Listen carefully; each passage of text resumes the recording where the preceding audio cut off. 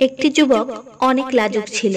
সে এতটাই লাজুক ছিল যে সে কোনো অচেনা ব্যক্তির সাথে কথাই বলতে পারত না, আর যাদেরকে চেনে তাদের সাথেও লজ্জার জন্য ঠিকভাবে কথা বলতে পারত না। আর এই সমস্যার জন্য সে কিছুই করতে পারছিল না। তার পরিবারও চিন্তিত ছিল, কেননা সে যুবক ছিল আর তার কাজ করার প্রয়োজন ছিল। কিন্তু সে যেখানেই কাজ করত সেখানকার লোক তাকে ঝামেলা করত আর তার সরলতার লাভ ওঠাতো। সে বেশি কথা বলে না, এই জন্য তারা যা খুশি বলে চলে যেত, যার জন্য সে বেশি দিন পর্যন্ত কোথাও কাজ করতে পারছিল না। তার মনে অনেক কথা ছিল যেগুলো সে লোকেদের বলতে চাইতো, নিজের সম্বন্ধে বলতে চাইতো, কিন্তু সবকিছু মনের মধ্যেই ছিল, বাইরে আসতোই না।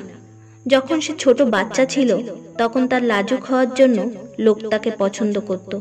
ছোট বাচ্চা যদি লাজুক হয় তো অনেক সুন্দর লাগে, কিন্তু যখন ওই ছোট্ট বাচ্চা যুবক হয়ে যায় তখন তার এই লাজুক স্বভাবের জন্য এই পৃথিবীতে নিজের জায়গা তৈরি করে নিতে অনেক সমস্যার সম্মুখীন হতে হয়।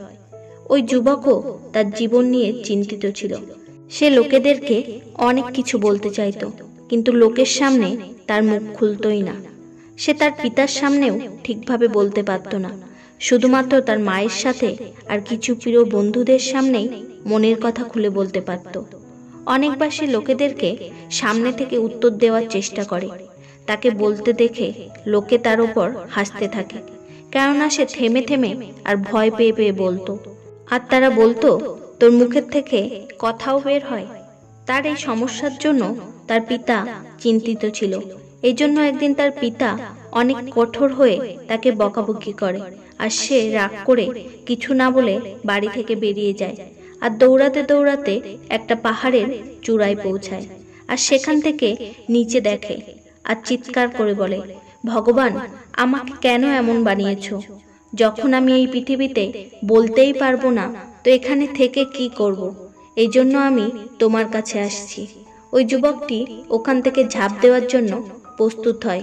তখনই পিছন থেকে একটা আওয়াজ আসলো, জীবন তো দিতে পারো, কিন্তু জীবন আবার ফিরিয়ে নিতে পারবে না। যুবকটি পিছনে ফিরে দেখলো, পিছনে একটি ভিক্ষুক দাঁড়িয়েছিল। ভিক্ষুককে দেখে সে চুপচাপ পিছনে সরে আসে আর কিছুই বলল না। ভিক্ষুকটি বলল, কেন তুমি তোমার এই মূল্যবান জীবনকে শেষ করতে চাও? যুবকটি একটু ঘাবড়ে গিয়ে বলল, না না, কিছু না, আমি তো এমনিই নিচে দেখছিলাম। ভিক্ষুকটি বলল, না, আমি জানি তুমি এখানে আত্মহত্যা করতে এসেছিলে। সত্য কখনো লুকানো যায় না। বলো কি হয়েছে, হয়তো আমি তোমার একটু সাহায্য করতে পারি। যুবকটি বলল, না, কোনো সমস্যা নেই, আমি সত্য বলছি। ভিক্ষুকটি হাসল আর বলল, ঠিক আছে, আমি তোমার কথা বিশ্বাস করছি, তুমি সত্য বলছো, কিন্তু আমি এখানে তোমার জন্যই এসেছি। তুমি তোমার যে কোনো সমস্যার সমাধান আমার থেকে নিতে পারো। যে কোনো সমস্যা হতে পারে, তার সমাধান আমি তোমাকে দেব। কিন্তু যদি আমি এখান থেকে চলে যাই, আমি তোমাকে কোনো সমস্যার সমাধান দিতে পারবো না। যুবকটি কিছুই বলল না, আর ভিক্ষুক কিছু না বলেই সেখান থেকে যেতে শুরু করলো। পিছন থেকে যুবকটি ভিক্ষুককে ডাকলো আর বলল, আমার একটা সমস্যা আছে, আপনি এটা সমাধান করতে পারবেন? ভিক্ষুকটি পিছনে ফিরল আর বলল, হ্যাঁ, করতে পারি, বলো আমাকে, কি সমস্যা আছে তোমার? যুবকটি বলল, আমি অনেক লাজুক, ঠিকভাবে কথা বলতে পারি না, যার জন্য আমার অনেক সমস্যা হয়। লোক আমার ওপর হাসে। আমি অন্যদের মতো তেজ, চালাক আর নির্লজ্জ হতে চাই। ভিক্ষুকটি বলল, লাজুক হওয়া আমাদের ভিতরে ভয় থাকার পরিচয়। কারণ লজ্জা পাওয়া আলাদা কথা। তখন তোমার ভিতরে ভয় থাকে না, কিন্তু যখন তোমার ভিতর ভয় থাকে তখন লজ্জা থাকে না। তুমি সব জায়গায় ভয় পাও। ভিক্ষুকটি বলল, তুমি সব থেকে কার কাছে লজ্জা পাও বা ভয় পাও? যুবকটি বলল, আমার পিতার থেকে। ভিক্ষুকটি বলল, যখন তুমি তোমার পিতার সঙ্গে কথা বলো তো তোমার মনে কেমন ভাবনা আসে? যুবকটি বলল, আমার মনে হয় পিতা আমাকে বকবে, সে আমার ওপর রাগ করবে, আমি কিছু ভুল বলে দেব, মনে হয় সে আমাকে ভালোবাসে না, আমার পালিয়ে যাওয়া উচিত। আপনি ঠিকই বলেছেন, আমার ভিতর ভয়ই আছে। আমি ভয় পাই যে অন্যরা কি বলবে। আমি এটা কিভাবে করতে পারি? দয়া করে আপনি আমাকে এই ভয় থেকে বাইরে বের করে আনেন। ভিক্ষুকটি বলল, যাও আর তোমার পিতার কাছ থেকে কাজ করার জন্য ধন চেয়ে নিয়ে এসো। আর যদি তুমি এটা করতে পারো আর তুমি ধন আনতে পারো, তখন আমি তোমাকে তোমার সমস্যার সমাধান বলে দেব। যুবকটি বলল, আমি আমার পিতার সামনে বলতেই পারি না, তো ধন কিভাবে চাইব? ভিক্ষুকটি বলল, তাহলে তোমার সমস্যার কোনো সমাধান হবে না। যুবকটি ভিক্ষুককে বলল, সে চেষ্টা করে দেখবে। সেই যুবক তার পিতার কাছে যায় আর ভয় পেতে পেতে বলল, আমি কিছু কাজ করতে চাই, যার জন্য আমার ধন চাই। আপনি কি আমাকে ধন দিতে পারবেন? পিতা যুবকটির দিকে ভালো করে দেখল আর বলল, আমি খুশি হয়েছি যে তুমি কিছু করতে চাও। পিতা কিছু ধন পুত্রের হাতে দিয়ে বলল, এতটা ধন যথেষ্ট না আর চাই? পুত্র বলল, না, এতটাই যথেষ্ট। যুবকটি ওই ধন নিয়ে দৌড়াতে দৌড়াতে ওই ভিক্ষুকের কাছে পৌঁছালো আর ওই ধন ভিক্ষুকের সামনে রেখে বলল, এখন আপনি আমার সমস্যার সমাধান বলেন। ভিক্ষুকটি বলল, আর একটা কাজ করতে হবে তোমাকে, তারপর আমি তোমাকে তোমার সমাধান বলে দেব। এই কাজটা না করলে সমস্যার সমাধান করা যাবে না। যুবকটি বলল, এখন কি করতে হবে? ভিক্ষুকটি বলল, যাও আর এই ধন তোমার পিতাকে ফিরিয়ে দাও আর ওনাকে বলো তুমি এখন কোনো কাজ করতে চাও না। যখন সময় হবে তখন এই ধন আমি আপনার কাছ থেকে নিয়ে নেব। এই কথা শুনে ওই যুবক কেঁপে ওঠে আর বলে, আমার পিতা আমাকে মেরেই ফেলবে। ভিক্ষুকটি বলল, যদি তুমি এটা না করো তাহলে তোমার সমস্যার সমাধানও হবে না। ওই যুবক ভয় পেতে পেতে ধন নিয়ে তার পিতার কাছে যায় আর বলে, পিতা, আমাকে ক্ষমা করবেন, আমি এখন কোনো কাজ করতে চাই না।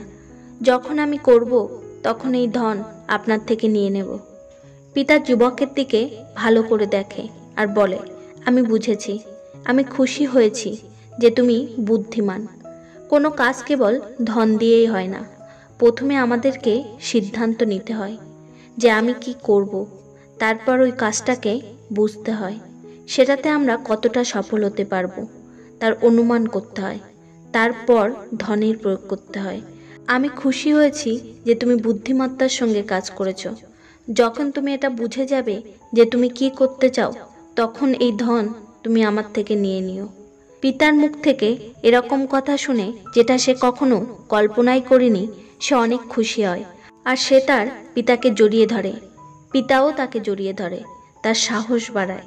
সে দৌড়াতে দৌড়াতে ভিক্ষুকের কাছে পৌঁছালো আর বলল, যেরকম আপনি বলেছিলেন সেরকমই এই ধন আমি আমার পিতাকে ফিরিয়ে দিয়েছি।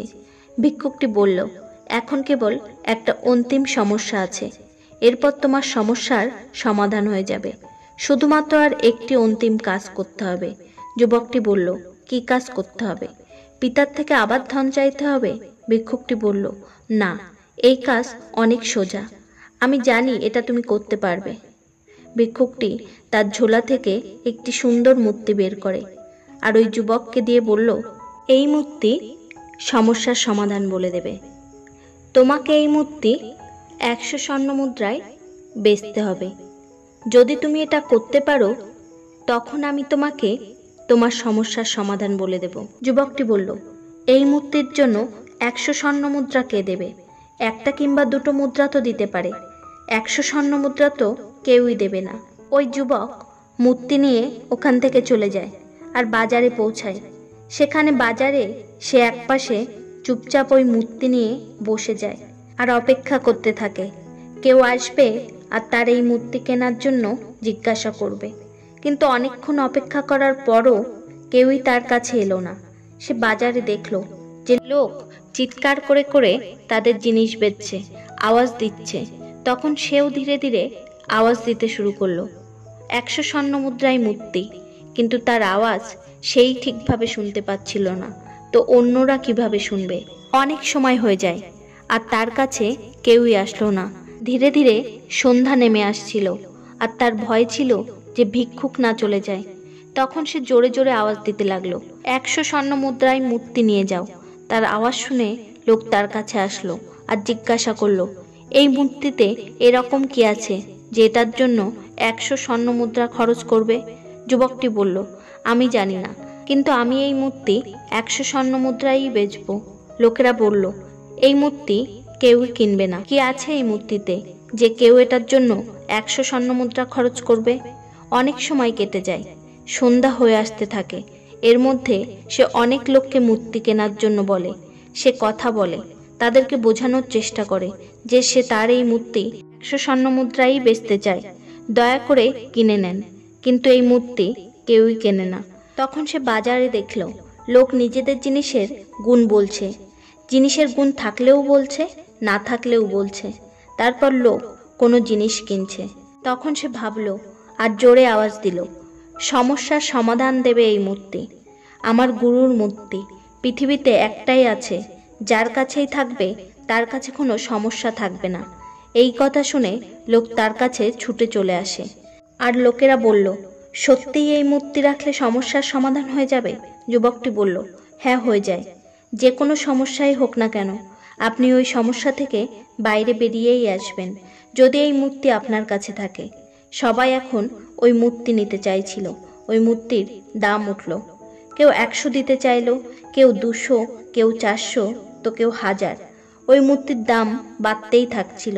যখন লোক জানতে পারছিল যে ওই মূর্তি সমস্যার সমাধান করে, লোক এটাকে যে কোনো মূল্যে কিনতে চাইছিল। এর মধ্যে ওই যুবক অনেক লোকের সঙ্গে কথা বলে, তাদেরকে মূর্তির ব্যাপারে বলে, নিজের ব্যাপারে বলে, তাদেরকে বোঝায়। তার কথায় দম ছিল, ভয় ছিল না, একটা ভরসা ছিল। আর সেই ভরসা লোক দেখতে পাচ্ছিল। আর শেষে যখন অন্ধকার হতে শুরু করে, তখন সে লোকদেরকে বলে এই মূর্তি তার গুরুর, এই জন্য সে এটা বেচতে চায় না, আপনারা যেতে পারেন। আর তারপর সে খালি হাতেই ভিক্ষুকের কাছে পৌঁছায়। আর ওই মূর্তি ভিক্ষুককে ফিরিয়ে দিয়ে বলল, এই মূর্তি আমার সমস্যার সমাধান করে দিয়েছে গুরুদেব, কিন্তু আমি এটা 100 স্বর্ণ মুদ্রায় বেচতে পারিনি। আমার সমস্যার সমাধান করার জন্য আপনাকে অনেক ধন্যবাদ। ভিক্ষুকটি বলল, আমি তোমার সমস্যার সমাধান করিনি, তুমি নিজেই সমস্যা তৈরি করেছিলে, আর তার সমাধান তুমিই করেছো। ভয় তোমার সমস্যা ছিল, কিছু করবে তো কি হবে, লোক কি বলবে, এটাই তোমার সমস্যা ছিল। আর নিজের ভয়ের মোকাবিলা করে তুমি এত লোকের সামনে এসেছো, যার জন্য তোমার ভয়, যেটাকে তুমি লজ্জা বলো, সেটা চলে গেছে। আমরাও আমাদের জীবনে কারোর না কারোর থেকে ভয় পাই। আর বিশ্বাস করেন, যতদিন আপনি ভয় পেতে থাকবেন, ততদিন আপনি ভয় পেতেই থাকবেন। যেদিন আপনি আপনার ভয়ের মোকাবিলা করবেন, সেই দিন আপনি কারোর থেকে লজ্জা পাবেন না, আর না তো ভয় পাবেন। আর যখন আপনি ভয় পাবেন না, তখন আপনি যেটা করতে চান সেটাই করতে পারবেন। আপনাকে কেউ থামাতে পারবে না।